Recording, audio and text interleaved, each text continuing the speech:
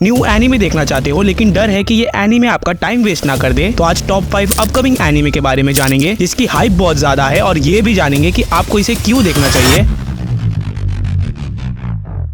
सारे एनीमे इसी महीने रिलीज होंगे और कुछ तो एयर होना शुरू भी हो गए हैं, जिसकी डिटेल्स आपको स्क्रीन पर विजिबल होंगी। और जानना है कि मुझे किस एनीमे का सबसे ज्यादा वेट है तो वीडियो एंड तक जरूर देखना।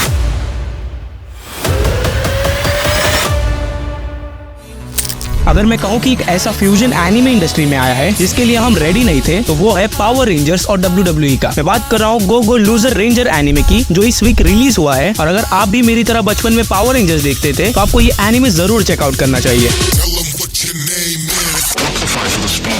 नॉर्मल पावर रेंजर की तरह है ही ये एनीमे, लेकिन मॉन्स्टर से हर बार लड़ने के आइडिया को साइड रखकर ये एनीमे वीकली WWE की तरह फाइट करवाती है और हर बार मॉन्स्टर ग्रुप को मौका मिलता है नया मॉन्स्टर क्रिएट करने का, ताकि वो एक बार जीत सके। जो कुछ भी मैंने बताया ये फर्स्ट एपिसोड का हाफ पार्ट है, लेकिन फर्स्ट एपिसोड एंड होते होते आपको एक सरप्राइज मिलता है जिसको मैंने भी एक्सपेक्ट नहीं किया था, और उसी वजह से ये एनीमे इस लिस्ट में बिलोंग करती है। एनिमेशन क्वालिटी काफी अच्छी है, इवन आपको इसके ट्रांसफॉर्मेशन सीन्स भी पसंद आएंगे। बाकी शुरू में ये एनीमे आपको इलॉजिकल और क्लीशे वाली फीलिंग देती है, लेकिन अगर आप उसको एज ए कॉमेडी लोगे तो आपको कोई दिक्कत नहीं होगी। तो ये एनीमे चेकआउट करो और नीचे कमेंट में बताना आपका फेवरेट पावर रेंजर कौन सा था। मेरा फेवरेट था SPD।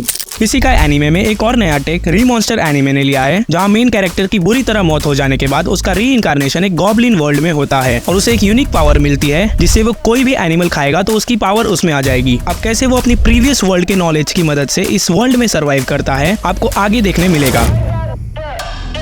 अगर आपने स्लाइम वाला एनीमे देखा होगा तो आपको ये वाला एनीमे भी पसंद आएगा, और जिस तरह का फाइट सीक्वेंस आपको उस एनीमे में देखने मिला था उसी तरह का फाइट सीक्वेंस इससे भी एक्सपेक्टेड है। एनिमेशन क्वालिटी फिलहाल तो नॉर्मल लग रही है, और ये ऐसा एनीमे है जिसे आपने स्टार्ट कर दिया तो हर वीक आपको इसका इंतजार रहेगा। तो इस एनीमे को चेकआउट करो और कमेंट में इसके बारे में बताओ कि आपको ये एनीमे कैसा लगा। अगर आपने लुकिज्म देखी होगी तो आपको पता होगा कि किसी को बुली किया जाए तो कैसा लगता है। बस ऐसा ही कुछ एनीमे है वायरल हिट, जो उसी तरह के कोरियन एडेप्टेशन के साथ आता है। इसकी स्टोरी शुरू होती है हॉबिन को बुली करने से, लेकिन एक मिस्टीरियस यूट्यूब चैनल से हॉबिन कुछ टिप्स सीख लेता है और उसके बाद बड़े बड़ों को नॉकआउट कर देता है। तो क्या हॉबिन इसे कंटिन्यू रख पाता है या नहीं, आपको ये एनीमे देखकर ही पता चलेगा। इसका कंसेप्ट अपने ही वे में यूनिक है, लेकिन इसका प्लॉट कहीं ना कहीं सिमिलर है लुकिज्म से। एनिमेशन स्टाइल भी उसी की तरह लगती है, लेकिन एनिमेशन क्वालिटी उससे बेहतर है। एक्शन इस एनीमे में कूट कूट कर भरा है, और आपको स्कूल फाइट और स्ट्रीट फाइट में इंटरेस्ट है तो आपके लिए एनीमे परफेक्ट होगा। बाकी एनीमे आपको कुछ न्यू कंटेंट प्रोवाइड करने का ट्राई करेगी, तो आप पे डिपेंड करता है कि आप इससे किस तरह से रिलेट करेंगे। इस एनीमे को देखने के बाद मुझे ये जानना है कि मेरी ऑडियंस में कितने यूट्यूबर है, तो जरा नीचे कमेंट कर देना आप में से जो भी मेरी तरह यूट्यूबर है। अगर मार्केट में कोई एनीमे है जिसने धूम मचा दी है पहला एपिसोड रिलीज करते ही, तो उस एनीमे का नाम है विंड ब्रेकर। एनीमे की स्टोरी साकुरा नाम के लड़के के इर्द गिर्द बिलोंग करती है, जहां हम देखते हैं कि वो एक न्यू टाउन में शिफ्ट हो चुका है और अपने पावर्स को कुछ अच्छे कामों में यूज करना चाहता है और उसी टाउन के गैंग में सबसे टॉप पर जाना चाहता है। जानता हूँ आपको इसे देखकर कोई एनीमे याद आ रहा होगा, तो बता दूं ये काइंड ऑफ सिमिलर है टोक्यो रिवेंजर से, लेकिन उससे कई ज्यादा यूनिक भी है। एनीमे के फर्स्ट एपिसोड से ही आप मेन कैरेक्टर से कनेक्ट हो जाओगे और एपिसोड एंड होते होते आप उस कैरेक्टर को लेकर एकदम पम्प्ड अप हो जाओगे। आर्ट स्टाइल और एनिमेशन टॉप गियर में चलता है और म्यूजिक भी बढ़िया है इसका। एनीमे को ना देखकर आप बहुत बड़ी गलती कर दोगे अगर आपको स्टूडेंट फाइट्स या फिर टोक्यो रिवेंजर्स जैसा कुछ देखना पसंद है तो।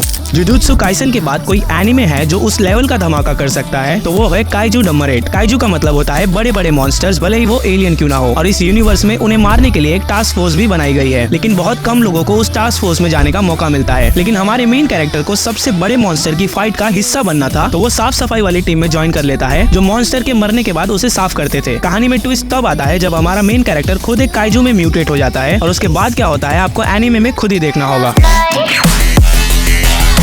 अगर आपको इस एनीमे को देखने का कोई रीजन चाहिए तो बता दो, इस एनीमे की मांगा टॉप 10 मांगा में रह चुकी है। एक्शन, स्टोरी और एनिमेशन सब टॉप लेवल का होने वाला है, तो इसे मिस करने की गलती भूल के भी मत करना। नीचे कमेंट में बताना किस को काइजू का मतलब पहले से ही पता था। तो ये थे टॉप 5 अपकमिंग एनीमे जिन्हें आपको जरूर फॉलो करना चाहिए, ताकि आप बेकार के एनीमे में अपना टाइम वेस्ट ना करें। और अगर आपको ये वीडियो किसी भी तरह से हेल्पफुल लगी हो तो वीडियो को लाइक कर देना, और इस वीडियो का लाइक एम रखते हैं 500 लाइक्स, जो मुझे पता है आप बहुत जल्दी कंप्लीट कर दोगे। और अगर आप चैनल पे नए हो या फिर अपने चैनल को अब तक सब्सक्राइब नहीं किया है तो सब्सक्राइब कर दो। 30K का वेट कर रहा हूँ। बाकी अगर आपकी एनीमे की भूख नहीं मिटी है तो ऊपर आने वाले दोनों वीडियो को चेकआउट कर लेना।